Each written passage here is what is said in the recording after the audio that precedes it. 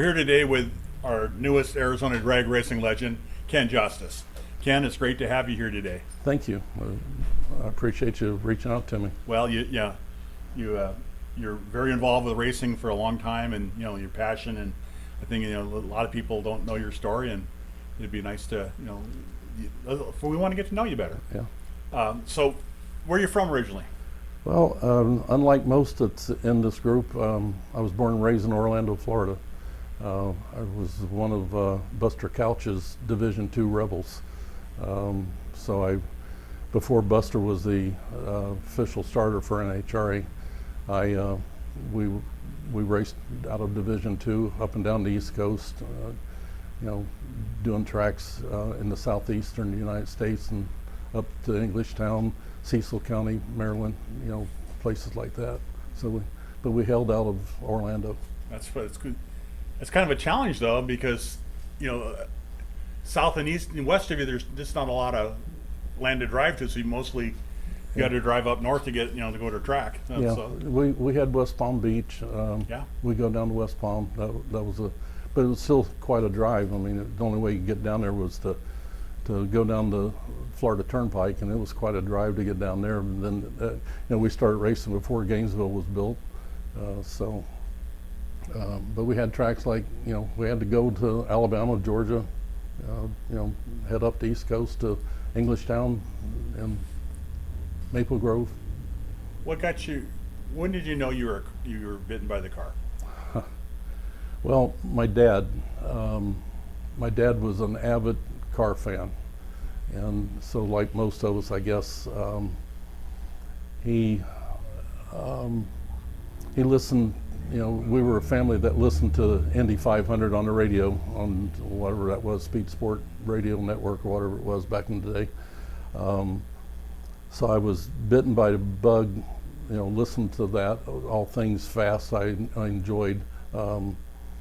We had McCoy Air Force Base to the south of our home, so remember listening to the sonic booms going over back then.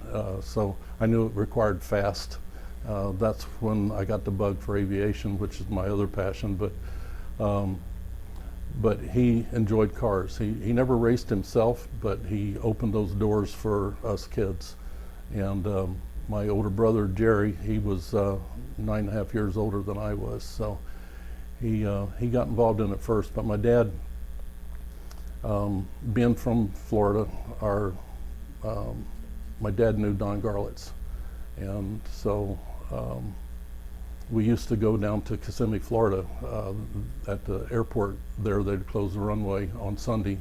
I forget when it was, every other weekend or once a month. We're talking 56, 57. And that's when I first saw Don, and I was hooked. I was absolutely hooked on drag racing at that point. How old were you about then? I was 6.5. Wow. Yeah. That's cool. Yeah, I was absolutely hooked, and I begged, borrowed, and stole ways to be able to get to where I could watch him, watch others. From a little bit different from being out here on the West Coast, but back when he was from Sefner. Yeah. Yeah. Yeah. And so we had people like Randy Payton. I got to know Randy Payton. It was just a different feel on the East Coast than out here on the West Coast. I later got to come out to the West Coast when I was in the Air Force, but that's how I knew. I got bit by the bug, and I had real mechanical ability, and so my brother being older, he got the cars first, but I was always tinkering on them. I was always working on his car. What was your first car? Your not race car, but your first car. Well, technically my first car was a 32 Ford that was sitting out in front of DK Auto Parts on Highway 50 in Orlando there on the west side. It was a junkyard, and we'd go by there, and I saw this 32 Ford sitting out front, and one day I talked my dad into stopping and asked him how much it was. It was a bare bones car, rolling chassis. He wanted $50 for it. And my dad said, "There's no way you're buying that. That's a project car." But I bought it, and I was 11 years old when I bought it. And It so was a lot of money back then. it was a lot of money, and it was all my money that I'd worked mowing yards, paper, just whatever, and it was every dime I had. But my dad wasn't going to buy it for me. But I never did anything with it. It was over my head as far as it was just too much of a project. Ended up selling it, but that was technically my first car. And then I got a hold of a '61 Ford Anglia, and I was going to put a small block Chevy in it, and soon realized that was too much of a project for a 12-year-old. So, but I ended up getting a Corvair, and that was my first car. Didn't keep it very long. Got a '65 Corvair Corsa. No, this one was a Monza, but I turned it into a Mustang eater, and I had a reputation for that. Got trophies with it, but that was technically the first car that I drove. In Florida, you could get a driver's license at 14 back then, so I was going to drag strip. I was driving at the drag strip at 14, and so then my next car was a '69 Z28 Camaro, and that car did quite well at the drag strip. So your passion was set young, Mm-hmm. and as you moved on, when was your first dedicated race car? First dedicated race car was a '69 Camaro. Me and my buddy Wayne McFerrin, we did it together. It was a bracket racer and a stalker. That was the very first one that we evolved it. But I should back up, because actually the first dedicated race car was one that my brother and I did together. It was a '62 Chevy Nova. It came before the Camaro. It was a C modified production car. My brother had a series of cars called the Boll Weevil. People on the East Coast knew the Boll Weevil. I helped my brother work on his first Boll Weevil. It was a '53 Chevy Business Coupe. It was a B and C modified production, then a C gas car. I did all the engine work on it, did most of the welding and stuff on it. The '62 Chevy, he and I did that car together. So that's technically my first dedicated car. It's also the first car that I had an experience of a clutch blowing up, almost took my left foot off down at Tampa Dragway. But that was technically my first car, dedicated race car. And then came the '69 Camaro with Wayne McFerrin. But Had a lot of fun with that car. yeah, had a lot of fun both those cars. So did you say did you serve in the Air Force, or? I wasn't in the Air Okay. Force yet. This was all. Okay. This was still while I was in high school. Okay, so out through high school, so you kept going to racing, and you got staying dedicated at it. Mm-hmm. What was your next car from that, or where did you go from there? From there, I was in the Air Force. Okay. I wound up out here on the West Coast. What was your specialty? Originally 431 field aircraft maintenance is what I was originally, and then I started flying from that. It was the bootstrap program. Long story, but Cliff Note version, went from that to flying. So Yeah, the Air Force would do that. yeah. Yeah, I know somebody was a Wizzo in a Strike Eagle and did long enough, and at first they told him his eyes weren't good enough, and Yeah. he did so well that he got to go back and become a pilot. Yeah. So And that's just a great experience. yeah. Thank you for your service. Thank you. How long were you in? The Vietnam War was starting to wind down. I was over in Southeast Asia, and my youngest brother was killed in a car accident. And so I came home on emergency leave, and I had a short time left on my tour over there, and I ended up staying home on the bereavement leave, and I finished out I only stayed in for 4 years. I mean, I got out, when I was in the Air Force and out here on the West Coast, I was here in Phoenix and down Tucson, and then I wound up over at George Air Force Base in Apple Valley, California. So while I was over there, I got to take in, the Southern California tracks, Lyons and Ontario, but I met people down at Tucson. I was down there during when they had the Coca-Cola Nationals, you know, so I got to take that in. Loved it. I got to meet Danny Levitz when he had his 63 split window. A friend of mine ended up buying that car from me that we were in the Air Force with, that I was in the Air Force with. He ended up buying that car, still has it to this day up in Colorado. It's on the street now. It's a lot of great stories. So Tucson, a lot of awesome racers from, you know, during the day, and great stories. Yeah. So I think you end up in Phoenix after that, or? Yeah. Well, when I got out of the Air Force, I went back to Orlando. I started a business. It was Justice Automotive Specialties, automotive repair shop, record service. We did machine work. We just a little bit of everything. I built my first chassis. I built a Vega, C account altered Vega in comp, and wanted to get back in aviation. During the Gulf War, not Gulf War, during the oil embargo, I was partners, and not only had my Justice Automotive Specialties, I got involved with a partner. We had a Chevron service station and pilot program for a car wash. Did that, ended up selling all that, and got back in aviation, moved in Indianapolis, and that's where my next venture went, and got back in aviation with it. Met Bob and Eileen Daniels, the division director, became very close friends with them over the years. I'm an A&P mechanic also, FA, airframe power plant mechanic, and I used to work on his airplane for him. We used to go flying together. I bought my first airplane when I was in Indianapolis, and we just became real good friends with them. Got to meet some of the people in those circles with Bob and Eileen. Raced there at Indianapolis Raceway Park while I lived there. And then my aviation job, a company sought me out for my expertise on a particular jet aircraft, corporate jet aircraft, and that's what brought me to Phoenix. So that's how I wound up in Phoenix in You did a 79. lot by this point in your soul. Yeah. This is still the 70s? Yeah, this is 79. Yeah. Yeah, so I wound up here permanently in 79.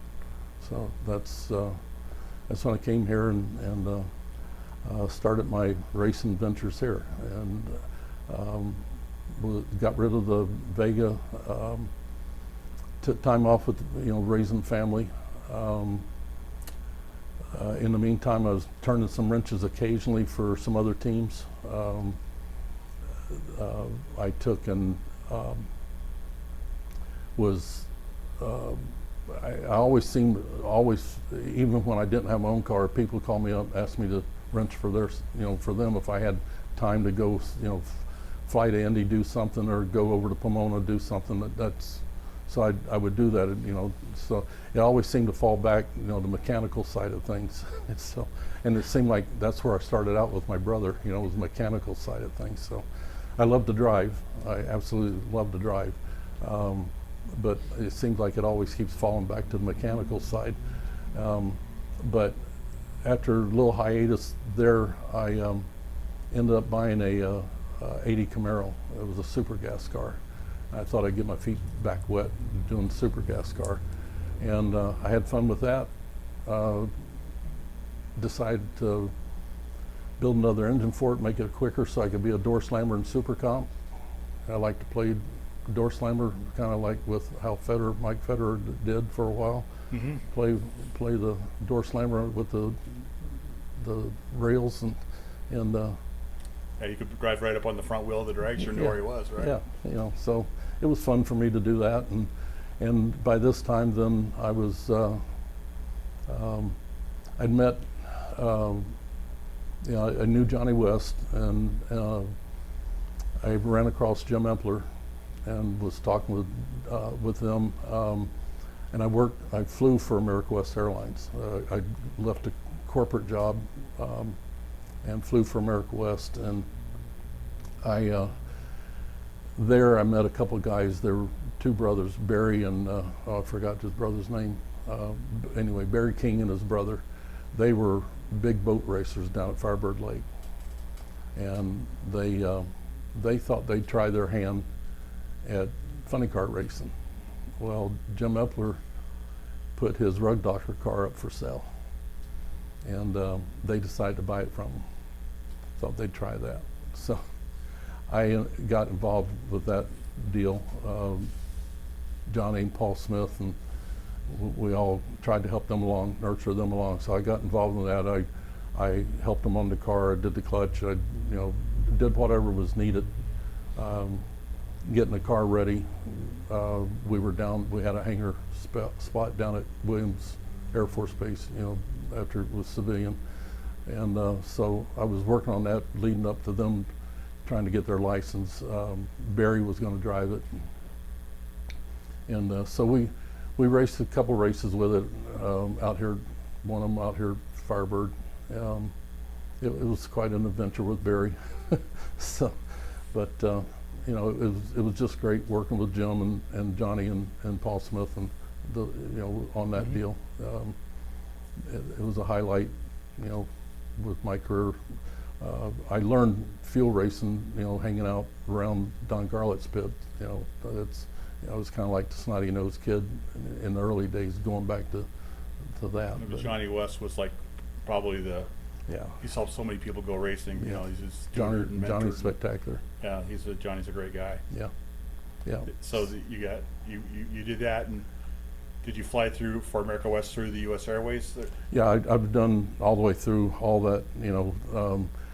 Like my wife Debbie, she's from Pennsylvania originally, from the western side north of Pittsburgh.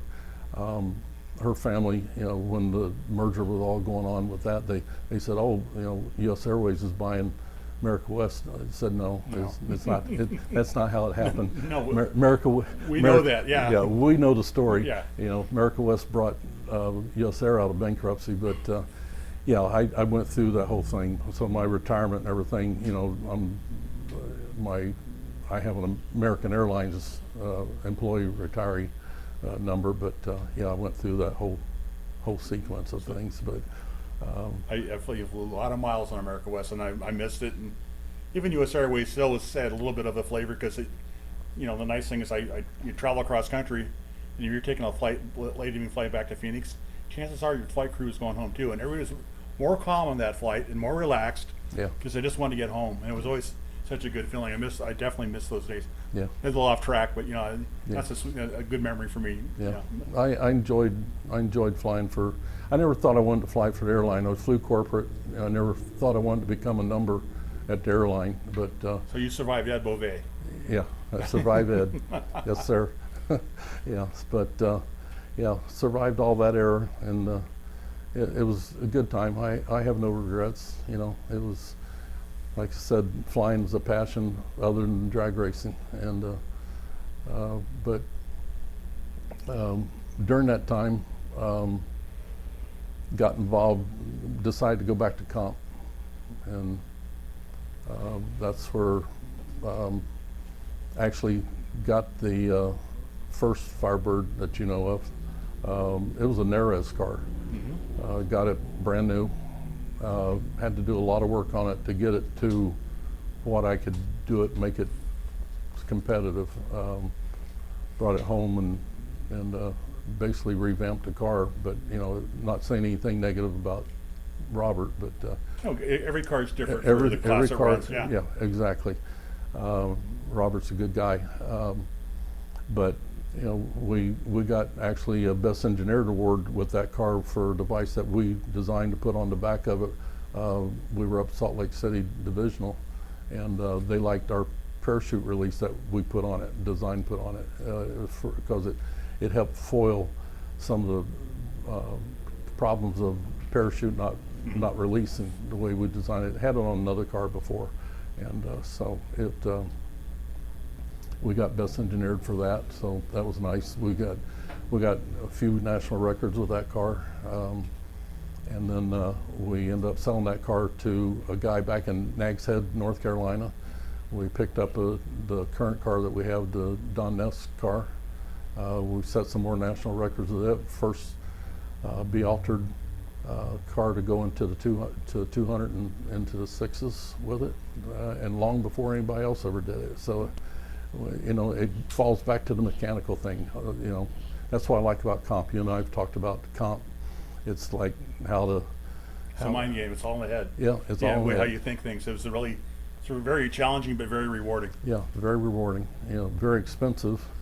That's why we're not running it right now, besides my health. But it's a very rewarding class. A lot of people don't understand it, but comp eliminator is a very rewarding. You know, when you can achieve it, and you know you've done it, you've had success with it, and you've had a national record, so you know what it is. So. But it doesn't buy you a cup of coffee when you're all done. No, but it's a lot of fun. It's a lot of fun. It's a lot of And fun. the people you meet, you know, Yeah. the different level of people, and you know, Yeah. you still see them today, and they remember who you are. Well, that's the bottom line with drag racing. Period. It's the the people I've met from all the way back in the '60s to this day are extended family, and you never forget them. And that's what the highlight of this whole lifetime of drag racing has been for me, is the extended family from coast to coast that I've got to meet and enjoy time with. Debbie and I enjoyed, while we were racing, setting up like a food buffet line.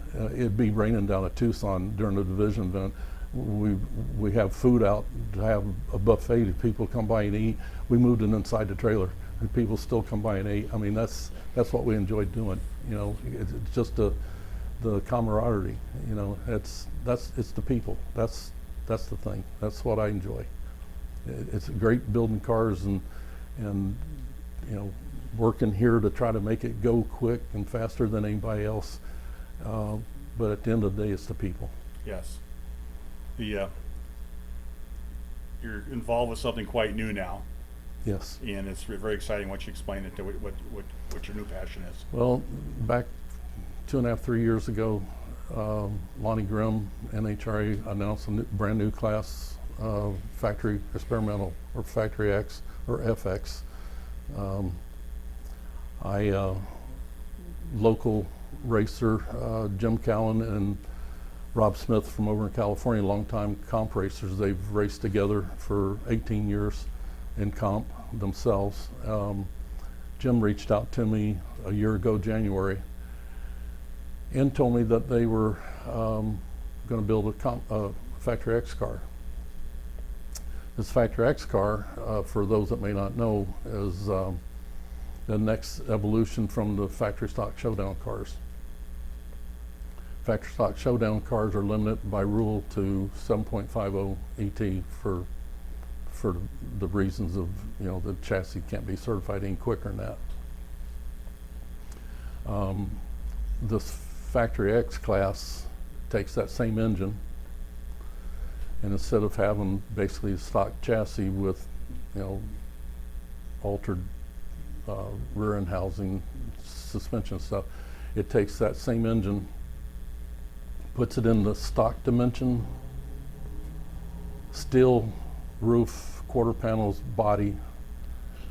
Originally it was supposed to have been steel hood and front fenders, but as we all know, NHRA can't leave things alone. But they eventually allowed composite, and then which was supposed to have been it wasn't supposed to be carbon fiber, but now it's carbon fiber. We actually got the second carbon fiber front end, and we got the first set of carbon fiber doors just over the winter.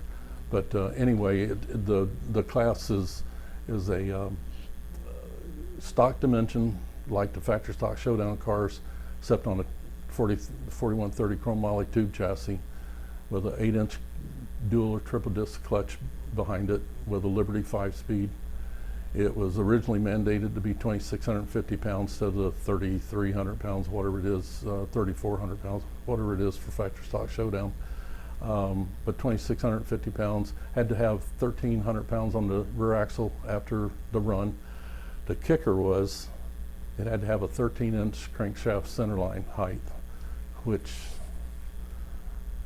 it's just unheard of. Factory stock showdown cars are on 9-inch wide tires. They let us have the 10.5 W tires on 16-inch beadlock, double beadlock wheels. So it's a combination that's never been tried. The No Prep King cars, you know, they've got a variation of it, but not with the 13-inch crankshaft center line, all that stuff. But so it's, to say the least, it's a challenging class. They thought it would debut in 2022 in HRAs. When I say they, Jim was one of the first 2 cars to put a car on the chassis jig, and parts supply, the supply chain, it was just tough.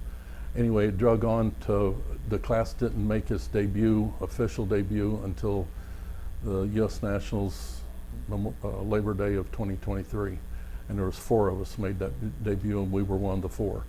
But Jim reached out to me in January of 2023 and asked me, one, if I would come on as their crew chief and tuner, because I had experience at this level racing, because I have dabbled in pro stock. That's one thing I left out, but I have experience doing electronic fuel injection. They had none of that in their toolbox, so I thought about it, and then I decided to join them. And so here was another challenge to do. So so we got the car together. Tom Martino was one that Rob selected for the engine. He'd never built an engine, LSX engine before. Again, supply chain issues. We were waiting on Slocco for heads for a year and a half. In the meantime, we had to go to Stanfield to get an engine, and it ended up being a used engine from Justin Lamb, so we can make that debut. And so the 4 of us made the debut. It was 2 Chevrolets, 2 Chevy Camaros, Jeff Turk with his Charger, and Chris Holbrook with his Mustang. And so we made history. We were part of that history of making that class. But I was happy to say that my bag of tricks, I pulled out some experience from my B-altered days and set the clutch up, set the car up. We didn't spin the tires. We got down the track until we didn't blow the tires off of it like everybody else did. So we made it that far. And so that was kind of a feather in our cap. So it's got to be a good feeling to be a part of that. Yeah, it was a great feeling to be part of history with a brand new class.